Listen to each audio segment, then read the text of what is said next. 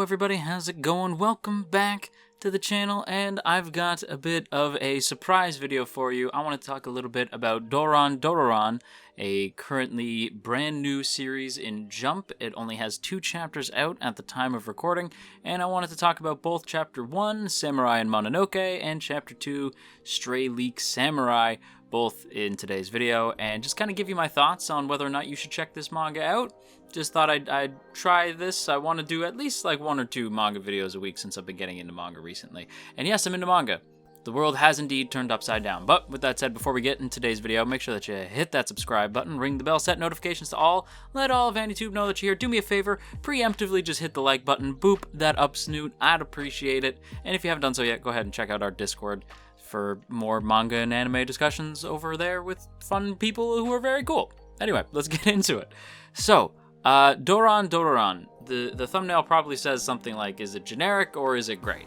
And I would say it's very good so far.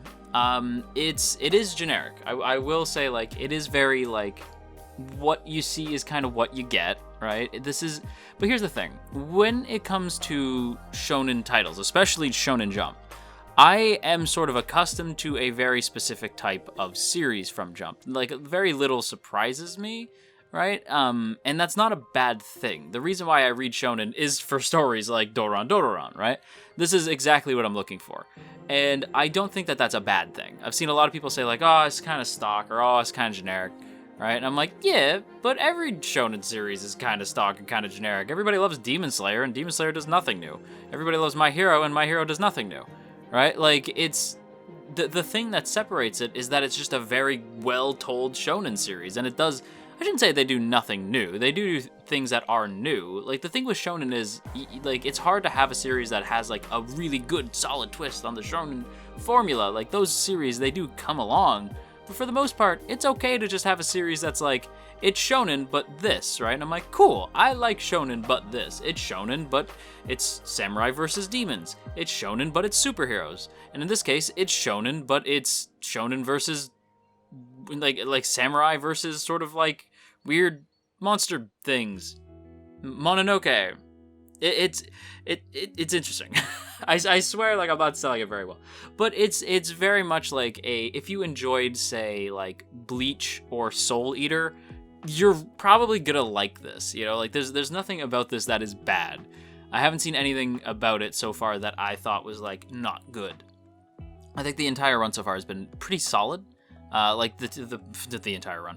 We've gotten 2 chapters so far, and I think they're both really good. And I think the thing that really holds it together are our 2 protagonists. And I'm going to start by talking about Dora.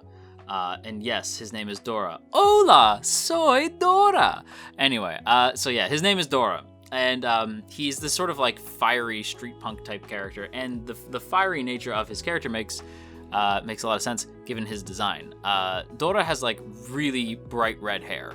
And I think that that's incredibly perfect for him, because Dora's personality is very, like, courageous and confident, which matches red. Again, if I might do a wee bit of design time, the fiery nature of his character makes sense given that it's actually represented in his design. He has this really fiery personality, and that can be both good in his courage and also not so good in his foolishness, we'll say. Like, there's a fine line between being brave and being brash.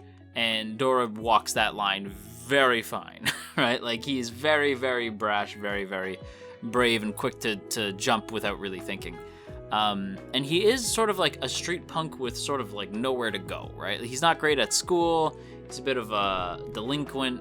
He gets into a lot of fights. Again, he's a bit of a street punk. And so this is interesting, because a lot of modern shonen protagonists are, like, good sweet boys, like Kusanagi, who we'll later meet in a bit. But Dora is more of a throwback to a more old school type of shonen protagonist. And I believe there's another protagonist in Jump right now.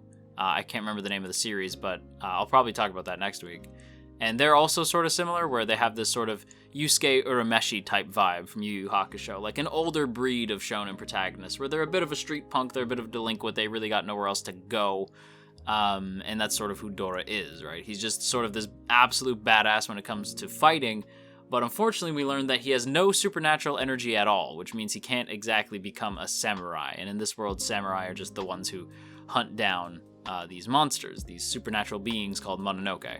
And Dora can't join the Samurai Corps because he doesn't have any spiritual energy at all, very akin to Asta from Black Clover. So again, there's a lot of like, oh, this is like this and this is like this, right? And get used to it because I'm going to be saying that a lot. But again, I don't think it's bad. In the same way that when Black Clover came out, everyone's like, oh, it's just a ripoff of blah, blah, blah. And now everybody loves Black Clover. And the same thing I'm saying when Black Clover came out is the same thing I'm saying now. And that's, yeah, it has a lot of similarities. In the same way, every single shonen series has a lot of similarities to a bunch of other shonen that came before it. That's the nature of the genre. It has always been like that. I don't know why people get so shocked when this kind of thing happens. I will say, Doran Dororan does not have the same backlash from the community that Black Clover got. Black Clover got hit hard, and it's still inexplicable to me, because it's like, why? You all know that it's like this. Like, I don't know why this is such a shock. But yeah, he is similar to Asta. And again, that's not a bad thing. Asta's a cool character, Dora's a cool character.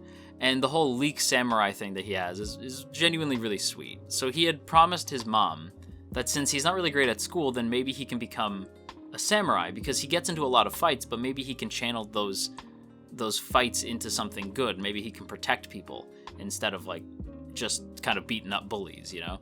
And his mom thinks that's a great idea, and so she really encourages it. But unfortunately, she ends up getting killed in the midst of a Mononoke attack, so she's gone, and it makes Dora think that all Mononoke are bad, until, of course, he meets Kusanagi, who we'll talk about now.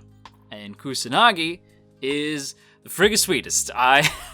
He's the absolute sweetest. I love Kusanagi. So Kusanagi is this small white Mononoke, and I think the fact that his design is white is very smart, right? Now, I will say he's blue on the first cover, like the first like color splash, like the first color page in chapter 1, he's like blue, but they specifically say in the series that he is white. So I will say that like he's this sort of like white blob, and that color makes sense for him because white is often associated with like sort of like an innocence, right? Like angels wear all white, right? So it's like the purity and innocence of an angel, and that's Kusanagi, right? Kusanagi's this very like sweet, innocent character, so it makes sense why he would have this sort of like all white design. And he sort of looks like a mix between Dunsparce and Shuckle from Pokemon. That's kind of the best way I can explain him. And he can kind of transform into whatever, right? Like, he can kind of transform into anything he needs to be.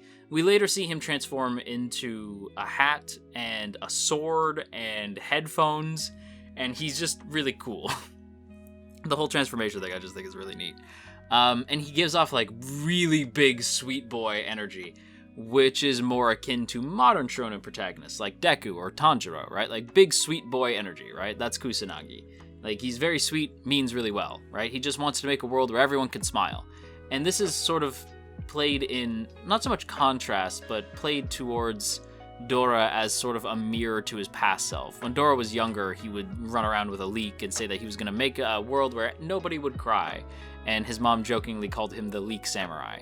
And so that's where that comes from, right? And he even says, like, we'll be a pair of Leek Samurais to Kusanagi when they eventually team up.